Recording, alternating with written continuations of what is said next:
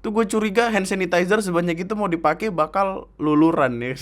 Dipakai buat bakal luluran badan, kalau nggak buat mandi.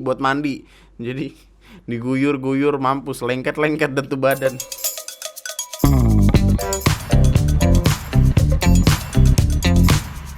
Hai, selamat datang di video gua kali ini. Dan di video gua kali ini gua masih pengen buat ngebahas perkara masker sedikit lagi karena seru juga gitu rasanya waktu ngeliatin orang-orang yang nimbun masker nih, yang pada pengen dijual jadi dengan harga yang lebih mahal, akhirnya pada ditangkep-tangkepin. Seneng banget gua ngeliatnya, biar pada tahu rasa, lu mamam dah tuh. Kayak nasi kalau bisa biar kenyang. Lagian masalah dijadiin ladang duit, ngambil keuntungan seenak jidat. Padahal yang lain lagi ribut nih, ngurusin supaya gimana caranya supaya mereka bisa tetap sehat. Tapi di luar sana ada orang-orang berak yang masker ditimbun-timbun buat dijual-jualin. Emang rada-rada pada otak. Pokoknya lu tonton aja besok, itu ada sinetron Azab Kubur. Judulnya menimbun masker untuk mendapatkan untung. Orang ini dilepeh dari bumi. Jadi jadi orang-orang ini pas dikubur, kuburannya kesel ya kan. Tuh, apa nih? Nggak mau gue, pahit. Orang ini rasanya kayak ubin bengkel. Tandanya kesel. Dan oh iya, di keadaan kayak gini, gua rasa apa yang dilakuin sama Ramayana bener-bener patut diapresiasi, karena harga di tempatnya, harga masker di Ramayana sini sendiri tetap normal. Jadi masker harganya tetap 5.000 per 2 piece. Jadi kayak ada satu plastikan gitu isinya dua piece masker. Dan kata admin Ramayananya, orang-orang yang ngebeli masker ini bakal dibatesin. Jadi kayak maksimal satu orang satu gitu. Gue nggak tahu per hari atau per kunjungan, gue nggak tahu. Tapi dengan dibatesin rasanya bakal ngebikin semua jadi nambah aman gitu. Biar yang lain nggak kehabisan stok juga. Biar nggak ada yang namanya orang nimbun-nimbun masker buat dijual lebih mahal, tahu-tahu digerebek lagi. Mampus, syukurin lu. Tapi tolong buat lu yang mau ngebeli masker, jangan barbar juga. Sisain yang lain, jangan diembat semua. Yang butuh buat tetap sehat tuh bukan jidat lu doang. Ingat yang gue bilang kemarin, khawatir boleh, panik jangan. Panik yang ngebikin semuanya nanti nambah chaos. Jangan jadi tipikal orang yang egois sampai barang-barang yang buat ngebikin tetap sehat tuh diembat semua. Jangan nanti lu disumpahin rakyat lu. Kayak ini deh contohnya nih, hand sanitizer. Diborong kayak beli permen, nanya sabrak-abrak. Gua nggak tahu ya itu hand sanitizer dibeli buat stok sendiri atau dia mau jual lagi, gua nggak tahu. Tapi gua ngelihatnya kayak apa ya? Kayak kesel gitu loh. Kesannya kayak malah jadi barbar banget, egois banget gitu. Tuh gue curiga hand sanitizer sebanyak itu mau dipakai bakal luluran ya. Dipakai buat bakal luluran badan, kalau nggak buat mandi. Jadi diguyur-guyur mampus lengket-lengket dan tuh badan. Apa-apa kagak nyesain yang lain, mentang-mentang diri sendiri butuh. Gue mikirnya kayak, ini orang buat apa gitu beli banyak-banyak juga. Apakah mau ya kalau disumbangin bagus gitu, dengan dia nyumbangin ke yang lain itu pasti bagus, efeknya bakal ngebantu yang lain juga. Tapi kalau misalkan dia punya pikiran aneh gitu, terus kayak yang hand sanitizernya dibeli banyak, dibawa ke rumah, isinya dikeluarin, ditaruh di ember, terus sama dia dipakai buat ngelapisin rumah ya kan, ala-ala no drop gitu biar rumahnya nggak kena virus, kan nggak juga. Hanya lucu banget tuh kalau gue bayangin tuh. Jadi ada orang nih lagi jongkok gitu. Ada tetangganya lewat. "Ngapain, Pak?" "Ini biasa ngecat." "Kok bening?" "Iya, hand sanitizer. Biar aman dari segala macam virus." Aduh, kurang lagi anjing lah. Ide bagus untuk yang namanya nyetok dan ngamanin diri, tapi kan nggak perlu sebegitunya juga. Soalnya ya dari info yang gue dapat dari artikel-artikel yang gue baca, nggak semua hand sanitizer itu bisa nangkal penyakitnya. Nggak semua hand sanitizer bisa ngindarin kita dari virus yang dimaksud. Cuma apapun itu, intinya tetaplah jaga kesehatan. Ingat buat jangan barbar. Yang mau hidup lebih lama tuh bukan elu doang. Masalahnya kalau di dunia ini yang selamat tinggal lu doang, kan nantinya lu bakal bingung-bingung juga. Lu mau ngajak teman main, udah pada meninggal ya kan. Lu nonton YouTube, nggak ada update video baru, bosen jadinya. Lu ngepost foto di IG, nggak ada yang nge-like, udah pada meninggal kan. Ada sih satu, lu sendiri tapi paling sama bot ya, bot Rexin. Wow. Lanjut ke obrolan selanjutnya deh. Kali ini adalah tentang masalah yang lagi dialamin sama Tara Basro. Setelah mbaknya ngupload sebuah foto yang sebenarnya punya makna dan pesan yang cukup bagus buat kita semua. Jadi gini, beberapa waktu lalu Tara Basro ngupload 2 postingan foto yang ngasih lihat dirinya cukup terbuka dengan maksud buat ngingetin orang-orang supaya lebih bisa jatuh cinta sama diri sendiri. Mau kurus, mau gemuk, mau hitam, mau putih, kita mesti jatuh cinta sama diri kita sendiri dulu, baru bisa jatuh cinta sama orang lain. Tentu hal itu disambut baik sama orang-orang di sosial media dan bener-bener nyadarin kita yang suka insecure sama diri sendiri, yang suka berusaha nuntut badan supaya sempurna buat jadi lebih sayang sama gimana pun kita gitu, lebih sayang sama diri sendiri gimana pun adanya. Tapi tiba-tiba negara api menyerang.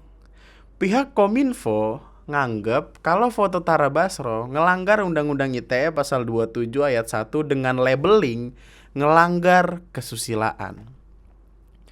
Gue di sini nggak mau misuhin Kominfo yang gimana-gimana banget gitu. Gue tahu Kominfo cuma ngelakuin apa yang seharusnya jadi kerjaan mereka berdasarkan aturan yang ada gitu. Tapi tolonglah. Kan konteks dibalik itu juga jelas nggak diarahin ke sana, nggak diarahin ke hal-hal yang ngelanggar kesusilaan. Kenapa sebegitunya banget sih?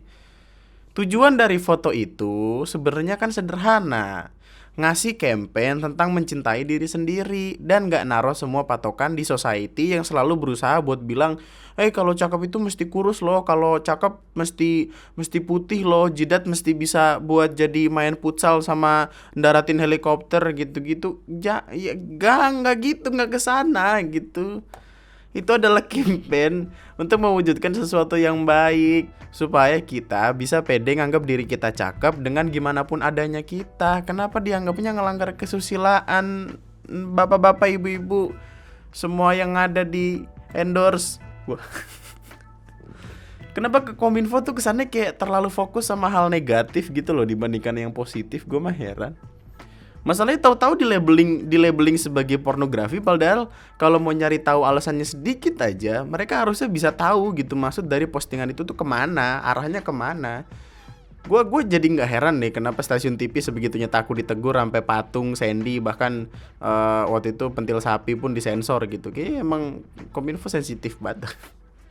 Bahkan di Twitter pun Mas Damar Juniarto udah ngasih info tentang latar belakang kenapa Tara Basro ngebikin postingan itu. Niatannya baik kok, baik. Cuman gara-gara tanggapan dari Kominfo yang seolah-olah nganggap sesuatunya tuh terlalu gimana-gimana banget, jadi kacau aja gitu loh. Nih setelah keramaian ini banyak orang yang protes ke Kominfo, kesel gara-gara omongan Kominfonya sendiri. Pokoknya sampai pada marah-marah, sampai ada yang bilang kayak, lu daripada ngurusin beginian mending ngurusin aja tuh SMS random yang ngajakin kredit online itu gitu. Kita semua justru lebih kesel sama SMS kan, pasti gua aja tiap minggu pasti ada SMS yang isinya nawarin kredit lah, dapat hadiah lah, mandi bola segala macem anjing, mandi bola. Mending itu dulu udah diurusin, baru yang lain gitu loh. Yang ini kan muatannya positif, SMS kan ada muatan negatif, ada yang penipuan, ada yang tiba-tiba diajakin kredit giliran udah kredit ditagi-tagi gara-gara bunganya kegedean. Bunga, aduh anjing takut nggak lucu. Yuk lanjut. Kita lebih milih Bapak Ibu sekalian untuk memperjuangkan SMS kita supaya lebih aman dan tenang gitu, nggak dapat SMS random daripada ngurusin sesuatu yang sebenarnya positif. Kenapa sih? Gue tuh seneng tau kayak ngelihat orang-orang di kolom komentarnya tuh jadi makin pede gitu setelah ngelihat foto dan captionnya. Jadi nggak ngasih standar cantik tuh ke society, ke masyarakat doang, yang padahal masyarakat tahu sendiri pikirannya cantik itu putih, tinggi, langsing, semerbak, bisa ngangkat galon sendiri ya gitu-gitulah.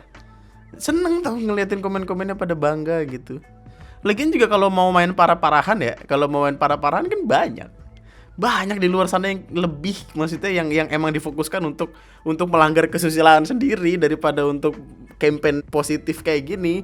Di luar sana banyak orang-orang yang emang ngebikin cowok-cowok tuh matanya kelap-kelip gitu. Jadi kayak mereka, aduh gimana ya. Pokoknya kemarin tuh sampai ada yang ngebandingin sama akun Twitter yang E-nya 3 gitu. Ya tau lah gitu kan, pemersatu umat tuh katanya tuh. Aduh aja lucu banget deh. Tapi ada lagi yang lucu tuh. Jadi ada orang yang marah-marah gitu di Twitter pas dicek si akunnya ini. Ternyata dia tuh nge-like-in video begituan juga gitu. Kadang emang suka gue ngeliatin yang begini, lucu-lucu emang titisannya Piccolo tuh lucu-lucu. Emang dia kayak anggotanya Piccolo datang ke bumi buat ngebikin kita seneng aja, buat ketawa-tawa. Jadi gimana nih pendapat lu tentang Tara Basro deh, tentang masalahnya itu? Coba tulis saya di kolom komentar di bawah. Ribut aja di sana nggak apa-apa, bebas. Yang penting lu kalau ribut jangan bawa orang tua gitu. Mau ngambil rapot lu. Itu aja buat video gue kali ini. Subscribe kalau lu masih mau dengerin gue ngomong. Like videonya kalau lu suka. Dislike aja kalau nggak suka. Terserah lu, bebas, nggak apa-apa. Sampai jumpa di video gue selanjutnya. Untuk sementara tetaplah bahagia, tetaplah baik-baik saja, jaga kesehatan. Lagi banyak penyakit sekarang di mana-mana. Jadi ya, intinya rajin-rajin cuci tangan ya. Jangan panik dulu apa-apa. Mantap. Nama gue Andri, sekian dan serius dah, gue mau nanya. Serius ini gue mau nanya nih. Ini kita bisa berhentiin SMS random gak sih? Gue sering banget asli nerima SMS kagak jelas masuk. Nih kita buka HP ya, terus kita lihat nih. Nih, Bapak Ibu Andre, yuk ajukan top up dengan BPKB motor. Udah lunas masih nyicil bisa plafon. Apalah plafon, nggak paham gue. Butuh modal usaha A-nya tuh pakai tau. Butuh modal usaha. Jaminkan surat kendaraan mobil, rate mulai 0,7%. Bisa take over, bla bla bla bla bla bla bla. PT Megah Forex mau memberikan penghasilan setiap minggu. Caranya silakan gabung di WA. Mau memberikan penghasilan setiap minggu. Kagak danta emang hidupnya pada. Gabung ke togelmandiri.com. Dengan komisi terbesar dan hadiah bersaing. Berak kagak, bodo amat ah. Pada berak lu. Tolong kasih tahu nih yang tahu nih. Tulis saya di komen di bawah, nggak apa-apa deh. Biar yang lain pada kebantu juga. Apa gue mesti blok apa gimana? Ya, mantap, tinggi.